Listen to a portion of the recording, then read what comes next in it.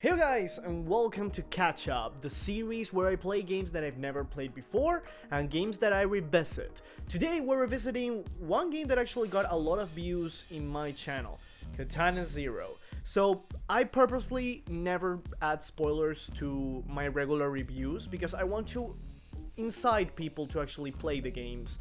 So in this episode, I'm going to cover the extra stuff, some extra content that is in Katana ZERO, but actually spoils a lot of stuff, from stages to specifically a final boss. So if you're familiar with Katana ZERO, you will know that there are some keys that activate extra stuff in the game.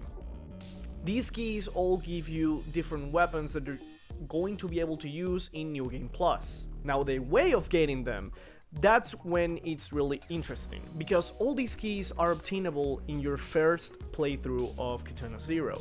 There are 6 keys in total, and I want to reiterate really heavily that this video contains spoilers, okay?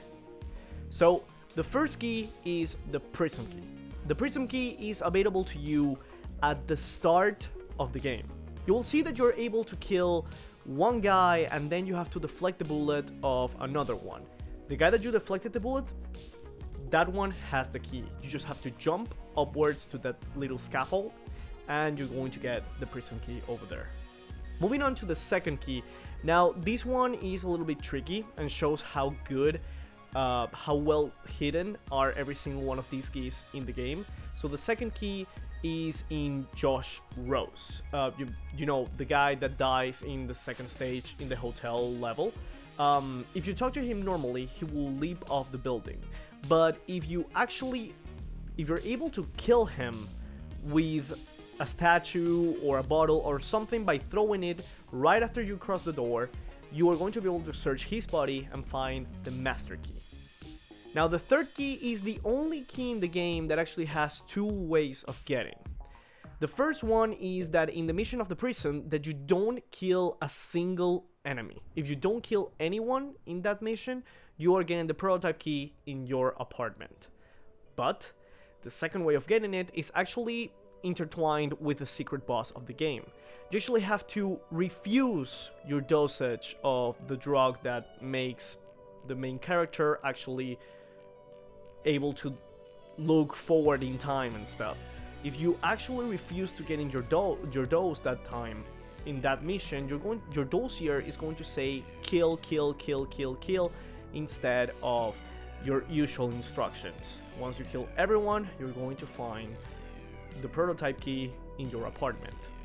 Now the fourth key is one of the most time consuming, you could say, because you actually have to get to the mansion level and get to this big room, alright, that has like a lot of tiny rooms in it. In this segment, what you need to do is that you have to kill everyone in the other rooms except for the one that is on top of the entrance. You're going to see that there's a thief. You usually have to run down your timer. You know that every single room has a timer where you have to run it down almost to the end until the thief leaves the screen. Once he leaves the room, you can actually go inside and grab his crowbar that is actually the Phoenix key. Now for the next one, that is the Savant key, I'm actually going to go over voiceover with my headset and my computer, because that one I'm not really sure how do you get it. I have like a big way of how you get it, but I'm going to give a bigger explanation over there. Now, we're in voiceover mode, so what I'm going to show you is what I think is the way of getting the Savant key. Now, this key is a little weird to get, because you actually have to like avoid certain stuff. So if you're familiarized with the slaughterhouse level, you will know that you actually have to traverse certain rooms. Okay, you have to traverse this room, and you're going to see that what you need to do is you have to avoid talking to Leon. He's going to be in these rooms that has screens, and you actually have to avoid getting into them. So the first way that you need to do to avoid this conversation is that you have to cut the cord, the red cord over there. You're going to see it there, and you continue like normal. Okay, after that, there's another room way ahead you're going to see it right here. All right. So what you need to do is that once you finish that large one with the oil tanks and everything, you are going to see here that there's going to be this conveyor belt room and everything. So you're going to find this place. All right. Usually this is like a really big gauntlet that you need to fight. So what you need to do is that look, I did something weird there. You're going to see it way up ahead.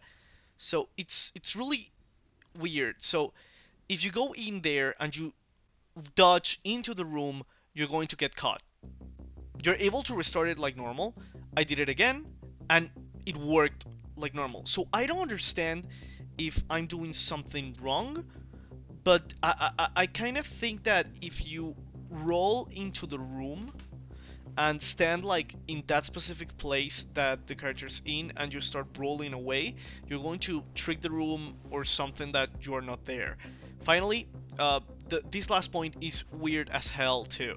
So I think that in the first time I do the same thing I did in the previous room and it didn't work. So I restarted, and what I do is that I keep doing the same mistake. What I think I did is that when I cross the door, after I cross the door, I dodge roll into it. Usually that room that has the oil tanks is going to explode.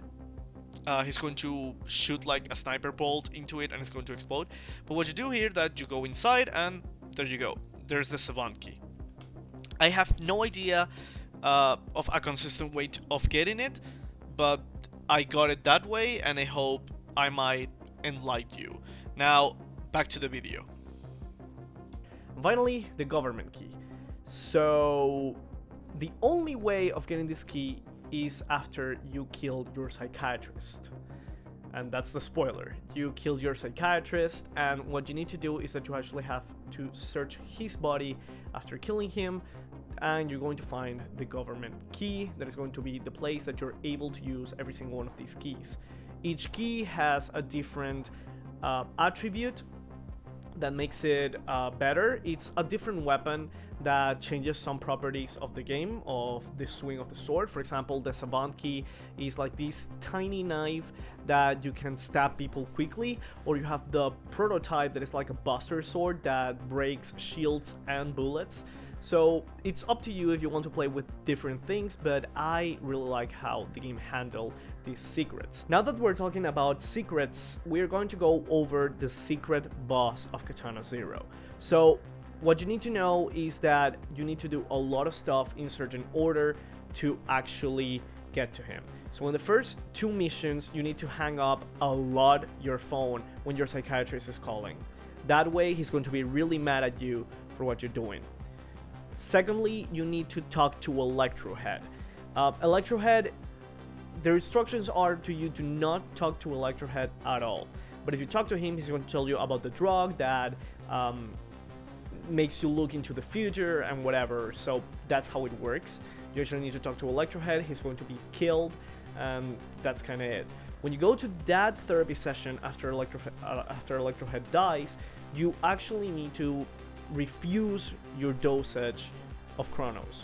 You need to refuse it. If you refuse it, you're going to receive a dossier that is going to say kill, kill, kill.